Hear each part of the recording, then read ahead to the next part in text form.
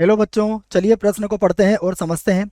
समाकलन e की घातांक log sin x dx का मान है और हमें विकल्प दिया है, विकल्प ए, बी, सी एंड और डी, और हमें चारों में से सही विकल्प का चुनाव करना है। प्रश्न को हल करने से पहले प्रश्न के लिए हम मुख्य अवधारणा लिख लेते हैं या समझ लेते हैं। मुख्य अवधारणा। मुख्य अवधारणा में हम प्रश्न से संबंधित समाकलन के कुछ सूत्रों को लिखेंगे, जिसमें पहला सूत्र मैं लिखूंगा। देखिए, जो आपको याद होना चाहिए, इसमें पहला सूत्र होगा समाकलन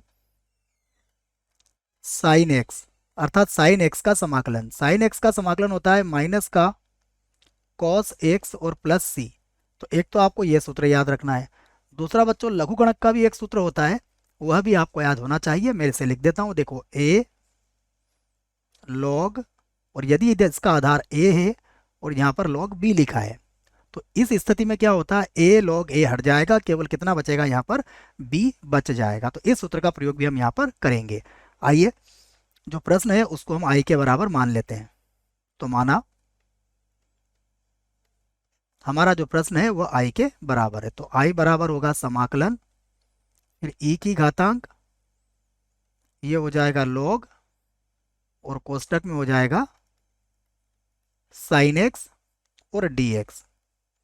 तो यहाँ पर देखिए ध्यान से, जो कि मैंने आपको लघुगणक का एक सूत्र लिखवाया, उसी का प्रयोग हम करेंगे। ये होगा ई, ये लॉग, और इसका आधार कितना है, लॉग का आधार ई है, और यहाँ पर कितना होगा, साइन एक्स, और यहाँ बन जाएगा डी एक्स। तो देखो ई लॉग ई, तो देखो ई और ये ई दोनों आपके बराबर है, जैसा मैंने सूत्र में बताया। यहाँ पर भी ए होना चाहिए और यहाँ पर भी ए होना चाहिए। तो अब ये किसके बराबर हो जाएगा, तो यहाँ पर हम लिख लेंगे आई बराबर समाकलन के अंदर क्या आ जाएगा, साइन एक्स और डी एक्स हो जाएगा। अब साइन एक्स का समाकलन जो है वह सूत्र भी मैंने आपको लिखवा दिया। देखिए, तो आई बराबर साइन एक्स का समाकलन क्या होता है, माइनस का कॉस एक्स और प्लस होगा सी। यही हमारे प्रश्न का उत्तर होगा। आइए विकल्प देखते हैं। तो विकल्प ए तो हमारा गलत विकल्प है, विकल्प बी यह भी गलत है, विकल्प सी क्या है, हमारा सही विकल्प है। तो इसे मैं लिख देता हूं कि यह सही है।